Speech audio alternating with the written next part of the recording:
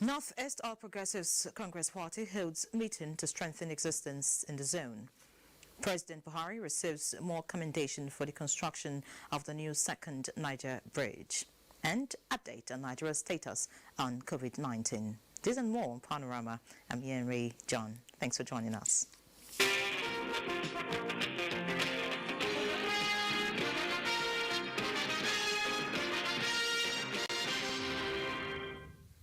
The presidency has acknowledged concerns by several members of the public regarding a recent incident among occupants of the State House, which led to the arrest of some staff by the police. A statement by the Senior Special Assistant to the President on Media Publicity, Garba Shehu, assures Nigerians that the President and Commander-in-Chief of the Armed Forces, Muhammadu Buhari, is not and was not at any time in any form of danger arising from either deadly infections or reported incident by security personnel, which is currently under investigation. This particular incident happened outside the main residence of the President, and the relevant authorities have been mandated to investigate the matter for the law to take its course. Governor Muhammadu Inuwa Yahaya has played host to the Senate President, APC governors and other politicians of the North-East extraction. Emmanuel Akila reports that the North-East meeting was to ensure fair representation of the zone with regards to the vacancies at the APC National Secretariat. The North-East Caucus meeting was delayed by the COVID-19 pandemic and the attendant restrictions on gatherings and travel. With gradual easing of the restrictions by the federal government, the APC North-East Zonal meeting is conducted with strict compliance with the COVID-19 prevention protocol. Senate President Ahmed Lawan called for unity among politicians in the region, while the three APC governors in the North-East, Inuwa Yahaya of Gombe, Memala Buni of Yobe, and Babagana Umar Zulum of Borno, all agree that the zone's problems can best be solved by the people of the zone, beginning with exemplary leadership. It's an emergency meeting which basically has a one-item agenda, which is endorsement of the nomination of the National Secretary and that of Zonal Youth Leader and that of Deputy National Auditor. And accordingly, Waziri Bulama's nomination was endorsed and hereby forwarded to the National Executive Committee for ratification. So also the nomination of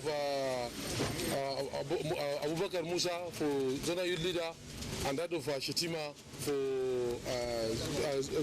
National Deputy Auditor. Also, we talked about some issues. The meeting, which lasted for 40 minutes, was also attended via video conferencing by the Secretary to the Government of the Federation, Boss Gida Mustafa, and Senator Mahmoud Njimo Goji. In Gombe, Emmanuel Akila, NTA News. The presidency has reacted to a statement alleging that insecurity in some northern states indicates that President Muhammadu Buhari and the governors of those states have lost control over the protection of the people. Responding to the statement signed by Professor Abdullahi under the banner of Northern Elders Forum, NEF, the presidency decried the misrepresentation of true elders of northern Nigeria, saying NEF is just Ango Abdullahi and Ango Abdullahi is NEF, lacking credible membership. The statement signed by Special Advisor to the President on Media Publicity, Femi Adesina, adds that NEF showed its antipathy against President Buhari before the 2019 presidential election, and that President Buhari nonetheless is steadfastly focused on retooling Nigeria for progress. As democracy deepens in Nigeria, media practitioners as frontliners in the entrenchment of the values of this system of government seek implementation of enabling laws to guarantee press freedom in Nigeria. Achibong Basa reports that this is imperative as the history of Nigeria's democracy cannot be told without the rule of the press. The importance of freedom of the press cannot be overemphasized, considering its vital role in informing citizens about government and non-governmental activities at all levels. That the Nigerian media, which is also said to be the fourth estate of the realm, has been a dogged fighter in the restoration and nurture of the country's democracy is stating the obvious. 21 years of Nigeria's democracy, the press has continued to flourish as the watchdog of the society, although practitioners are desirous of a more conducive environment to thrive.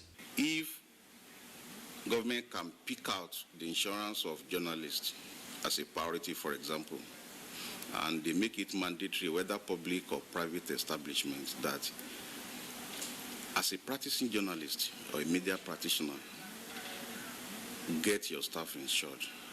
Every now and then we see new introductions of bills to the National Assembly and what have you to attempt to control the press. We will not have a true democracy if you control the press. In Calabar, Achibombasi, NTA News. In other news, the national chairman of Zenith Labour Party, Dan Nwayawu, said the 5 years of the administration of President Muhammadu Buhari have left an indelible mark in the fight against corruption in Nigeria. He stated this while addressing journalists at the party's national secretariat in Abuja. He said the Zenith Labour Party, like other well-meaning Nigerians, note the cash and property recovered worth hundreds of billions of naira and the zeal of the administration to do more as verifiable achievements that should be sustained. That we are doing this fight because of our country. Most of the people that held positions in the past in various states liquidated their states. And we, the citizens from those different states, could see where these funds were put in. Some of them are facing trial. Some of them will have their trial commence very soon. But they don't want it to happen. Corruption is now fighting back again. This is a man, if you listen to the president in his Democracy Day speech, he acknowledged that over 800 billion naira has been recovered by Ibrahim Magu, cash, in cash. Properties worth billions of naira. You know, jewelries and all those things have been recovered. They are available. The funds, according to Mr. President, have been plowed back into the revenue of the nation for common good. So this is a ban that they still want to be removed because a lot of them are now on the line to be charged to court any moment from now. Stakeholders in the transportation and commercial sector in Anambra State have commended the administration of President Muhammadu Buhari on the progress made so far on the construction of a second bridge across the Niger. They described it as a national development that will benefit not just the southeast geopolitical zone, but the entire Nigeria. Ekene Ndulwe has details. For over 20 years, the clamor for a second bridge across the River Niger was a subject of politicking spanning several administrations. Hence, the visible works on the second Niger bridge by the present administration is seen as a demonstration of sincerity of purpose. Currently, piling work has been completed on the bridge and approach roads are being constructed, while 48% of work on the bridge has been completed. The economic impact of this bridge to the nation is described by stakeholders as huge, as many businesses that lose man-hours on the pre-existing bridge will have some respite when the second bridge is completed. This is when business activities are quite high. Individuals could stay there 5, 6, 7 hours, a single carriageway. But this new one is a 6-lane laneway, and so ideally it would reduce the traffic tremendously. It means something of the economy, means movement of goods and services across border. It means reducing the time you spend. It means removing all the gridlocks. It means improvement of movement and goods, I said, across all borders in the country. Is that what it means to Nigerians? Commendations also went to President Buhari for keeping to his promise to complete the project before the expiration of his second tenure. And they are working very fast. If you go there, you'll be amazed. If you go and see what they have done, I have the belief that they will complete it before the second term. The second Niger bridge, which is 1.6 kilometers long and furnished with other ancillary infrastructure, including a 10.3-kilometer highway, a Owerri interchange, and a toll station, is expected to be completed in the year 2022. In Onitsha, Ekene Ndulwe, NTA News. Time for a short break. Do stay.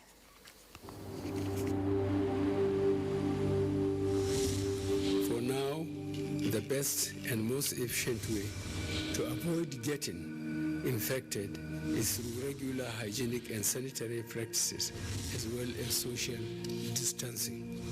As individuals, we remain the greatest weapon to fight this pandemic. By washing our hands regularly with clean water and soap, disinfecting frequently used surfaces and areas, coughing into a tissue or elbow, and strictly adhering to infection prevention control measures in health facilities, we can contain this virus.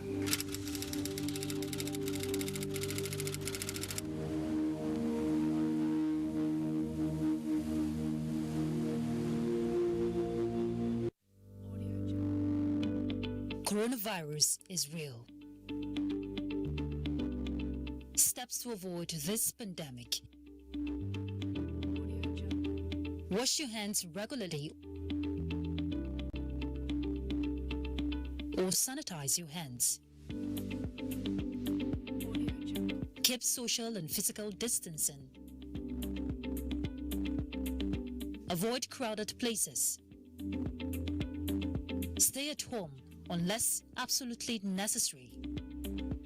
Don't touch your eyes, nose, or mouth if your hands are not clean. Avoid the spread of coronavirus. Coronavirus is real.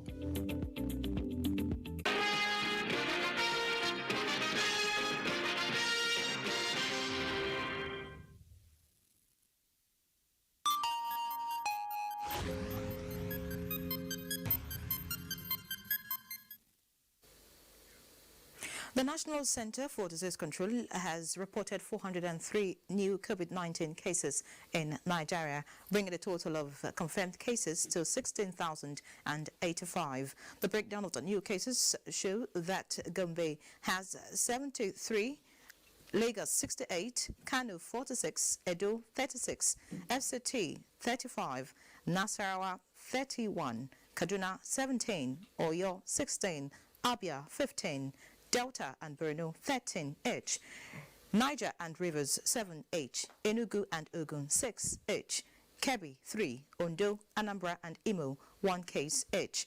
The NCDC says of the 16,085 cases, 5,220 have been discharged, while 420 died.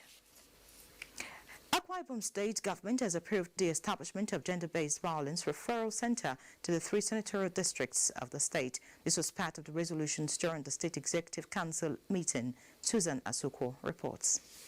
The center will have medical doctors who will examine and treat victims of rape cases, social welfare officers to take care of the psychological needs of victims, as well as legal practitioners who will be in charge of the legal processes required to ensure that culprits face the wrath of the law. These centers will be as the first point they will be going, first of all, to get treatments, because when any child is raped, what is paramount to us is the welfare of the child first. Speaking further on other resolutions by EXCO, Commissioner for Information and Strategy Charles Sudo hinted that implementation of the 20% pay slash of political appointees proposed by the state government will take effect from the month of June. This is part of measures to combat the effect of COVID-19 on the state finances. Albeit, it's important to note that this is a temporary measure. In Uyo, Susan Asukwo, NTA News. Now, for months, the globe has been battling with the spread of coronavirus that has claimed many lives across board, in spite of efforts of all to contain its spread. It is therefore surprising to learn now that some medical personnel want to down tools at this critical time. Joining me to speak more on resident doctors' strike action is the Assistant Secretary General of the Nigerian Association of Resident Doctors, Dr. Bright Chukwunta. Many thanks for joining us. Thank you. All right, so what could be responsible for the strike action at this time when your services are most needed? I wish to make clarifications before I start. The strike has already commenced. It commenced by 12:01 a.m. this morning. Well, answering your question, this strike is born out of many years, months, and currently weeks of the federal government of Nigeria and state governments not living up to expectations. You recall that we've been having pandemic for quite some months now in Nigeria, and that our members have been infected. We've lost some of our members. To put the statistics clear, more than 800 of our members have been exposed to coronavirus. More than 200 have been diagnosed positive of coronavirus, and we've lost 10 of our members. And for this reason, we've repeatedly made calls to the federal government and state governors to provide the basic things that we need to protect ourselves and other health workers in the delivery of healthcare services in the country. But what we've seen is that both state and federal governments have not been able to provide these personal protective equipment. And by doing so, exposing our members to unnecessary risk, avoidable risk and dangers. It's everywhere that they've provided this, but I wish to tell Nigerians that those things are only provided at the isolation and treatment centers for COVID. But in institutions, tertiary institutions, these things are not available. And we know that currently we're having both hospital and community transmission of this virus. And that there is nothing to say that anybody coming to the hospital has this or doesn't have this. And even people that will end up being moved to the isolation and treatment center, most of them become a suspected case on our everyday hospitals before confirming the diagnosis, before they can be moved to the isolation center. Okay, you've made a point. The lack of PPE is the main reason why you're going on strike. First, I'd like to ask, is it ethical to be going on strike at this point? And then looking at other countries that are managing this pandemic with higher figures, we've not heard cases of the doctors wanting to go on strike. For example, the US. Well, it's very ethical to answer your question because you can't be aware that if you work without PPEs, you're going to get infected and you may die. So you have to protect yourself first. But PPE is not just the reason. It's one of the reasons why we're going on strike. There are other reasons. Monuments. You are aware that about a week ago, the Minister of Labour came on air and said they were going to pay the inducement and the hazard allowance to our members. As I talked to you, in fact, he said they were going to pay it last week. As I talked to you, that has not been done. We have arrears of skipping. We have our members in the state institutions who cannot get paid salary, ordinary salary. Like, for instance, we have our members in ABSUTs. Okay, Dr. Chukwunta, it looks like there are a lot of issues, that, you would like, the government to pay attention to. So what would you say now is a solution or the way out, or, for the doctors and the concerned authorities to reach an agreement so that lives can actually be saved? Well, we are open to negotiations. We are not interested in strike. We're only using strike to drive home our point. That is after making much attempts to get the government on the negotiation table.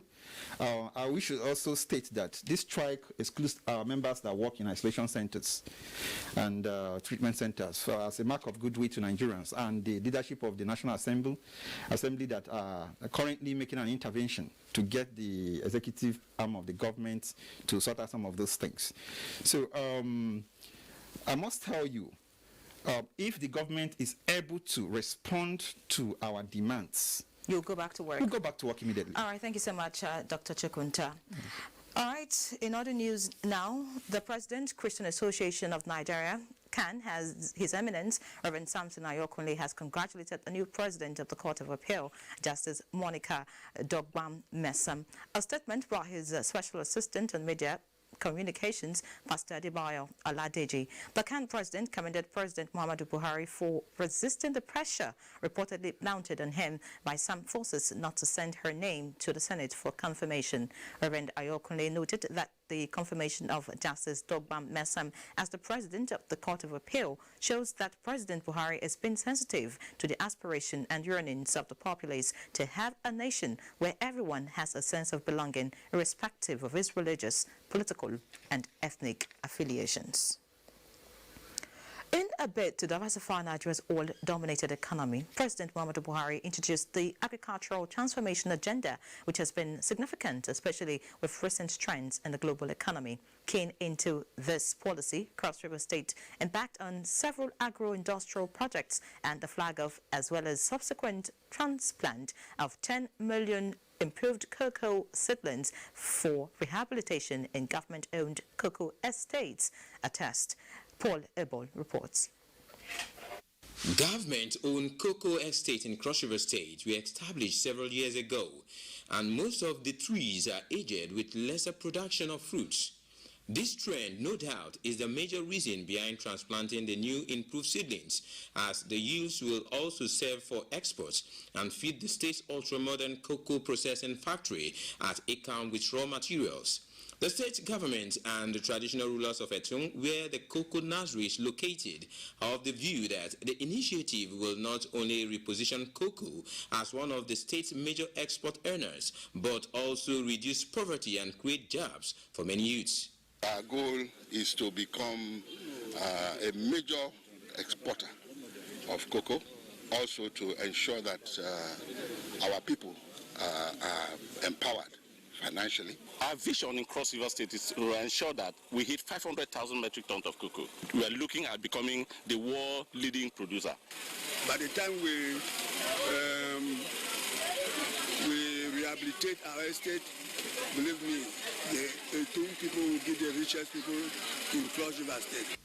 A special feature at this event is the symbolic transplanting of the trees by government officials at the Abia Cocoa Estate.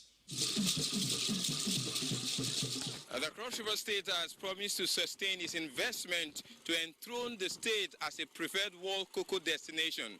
From Abia, Bendege, Etung local government area of Cross River State, I am Paul Abel, NTA News. Let's now talk sports, and Amanzi Marcus will bring us details.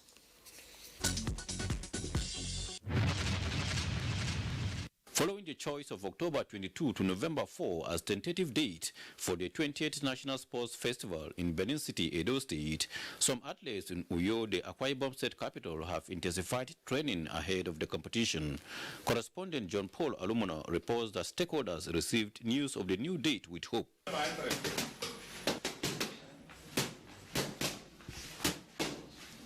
You know, athletes have been training for quite some time. It's a good thing for us, and of course, we'll have like 3 months to prepare for the festival. So whatever form the athletes will have lost, by the grace of God, we'll see how we can restore it before then. We are very happy, especially for me. I'm very glad because I know I'll be there once more again and display what I have been training for. As countries around the world is locked down due to the coronavirus pandemic, World Athletics says it is working on a shortened season from August to October 2020.